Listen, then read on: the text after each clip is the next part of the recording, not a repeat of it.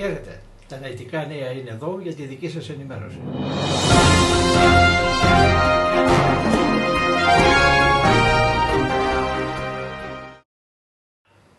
20 Απριλίου, επαιτειακή ημέρα του θανάτου του Πάπα Κλίμεντος του Πέμπτου. 24 Απριλίου, με ιδιαίτερη επισημότητα και λαμπρότητα, εορτάστηκαν τα 50 έτη από την δημιουργία της επτής στοάς Όσερη στο τεκτονικό μέγαρο Αθηνών. Βεβαίως, αντιπροσωπεία του Μεγάλου Στρατοπέδου ήταν παρούσα. Το Μεγάλο Στρατόπεδο παρευρέθη στον εορτασμό της στοάς της εταιρείας των Φιλικών.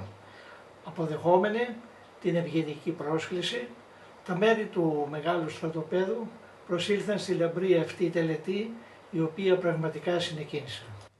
9 Μαΐου στη Σύνοδο της Τάξης των Κεκριμένων Προκαθημένων, η οποία τελέστηκε με ιδιαίτερη επιτυχία, όπως πάντοτε μας έχει συνηθίσει η τάξη σε αυτές οι καταπληκτικές εργασίες, ήταν παρούσα όπως πάντοτε μεγάλη αντιπροσωπεία από το Μεγάλο Στρατόπεδο. Την 11η Μαΐου, ημέρα Δευτέρα, στην Καλαμάτα συνεδρίασε για πρώτη φορά αυτοδύναμα, μετά την υποτική μοίηση, του εκεί διοικητήριο, σε μια πανηγυρική συνεδρία, όπου παρευρέθησαν αξιωματικοί από το Μεγάλο Στρατόπεδο. Έγινε ειδική αναφορά στη μάχη γύρω από την πηγή της Χρυσών.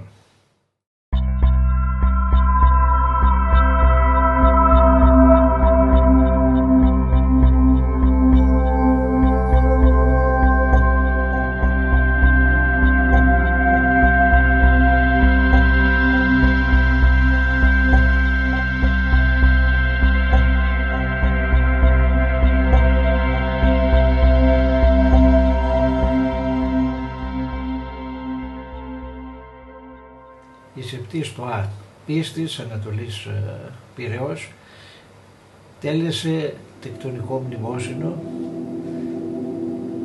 κάνοντας μνήμη σε όλους αυτούς που δημιούργησαν, έστησαν και διατήρησαν αυτό το εργαστήριο, ώστε σήμερα να μπορούμε όλοι να καμαρώνουμε. Η σεμνή αυτή τελετή είχε μεγάλη επιτυχία. Βεβαίως παρευρέθη αντιπροσωπεία από το Μεγάλο Στρατόπεδο. Μία καινούργια στοά κοσμεί της τάξης της Μεγάλης Στοάς της Ελλάδος. Η σεπτή στοά Ευκλήδης πλέον είναι μία πραγματικότητα, είναι ένα πραγματικό κόσμημα σε μία λαμπρή τελετή στην οποία παρευρέθη σχεδόν σύσσωμο το Μεγάλο Στρατόπεδο. Η νέα στοά εγκαθιδρύχθη στον αιώνα των άπαντα. Ευχόμεθα οι σφύρες πάντοτε να κρούν αρμονικώς. Σάββατο 16 Μαΐου, ένα χαρμόσυνο γεγονός, νέες αρχές στην Ιερά Τάξη του Αργυρού Μίστρου. Ένας τέκτονας παλαιός, δοκιμασμένος και αγαπητός, διεδέχθη έναν εξίσου πετυχημένο τέκτονα. Ευχόμεθα κάθε επιτυχία. Βεβαίως οι υπότες ετέλεσαν του καθήκοντος να είναι παρόντες και στην τάξη.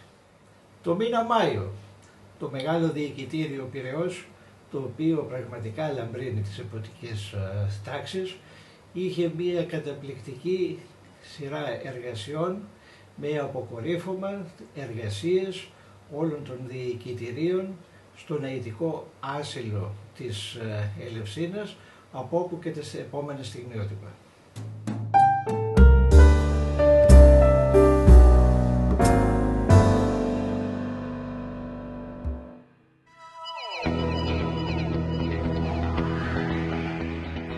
Στο ξενοδοχείο Πόρτο Παλάς της Θεσσαλονίκης ετελέστησαν οι εργασίες του ηλιοστασίου των στοών της Βορείου Ελλάδος. Βεβαίως, μέσα σε αυτό το πλαίσιο είχαν προγραμματιστεί και εργασίες υποτικών βασιλικής αψίδας, στις οποίες και παρευρέθη το Μεγάλο Στρατόπεδο.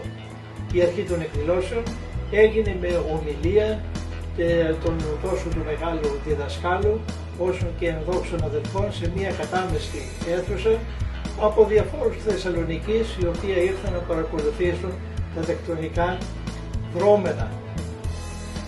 Ο ένδοξος αδελφός Μιχαήλ Ματές, όπως και άλλοι ένδοξοι αδελφοί, εδώ βλέπουμε τον μεγάλο διδάσκαλο και τον πρόσωπο μεγάλο διδάσκαλο, το πλήθος του κόσμου πληροφόρησαν ποια είναι η πορεία του τεκτονισμού σήμερα.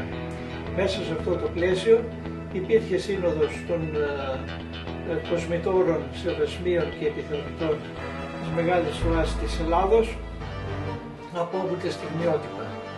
Βεβαίως κλείνουμε με τις υποτικές εργασίες οι οποίες έγιναν στο τεκτονικό μέγαρο Θεσσαλονίκης με ιδιαίτερη λαμπρότητα, όπου έγινε και η εγκατάσταση του νέου μεγάλου κρατεού διοικητή Υπήρου Μακεδονίας Θράκης.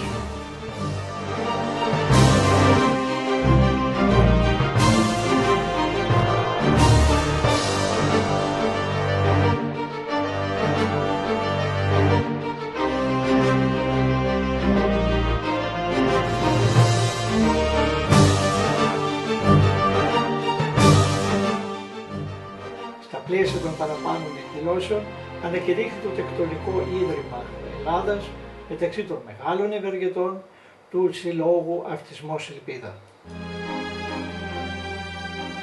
Πάνω από 80 τέκτονες από όλη την Ελλάδα μαζεύτηκαν στα Ιωάννινα για την εγκαθίδρυση της Νέας Στοάς Απειρωτά.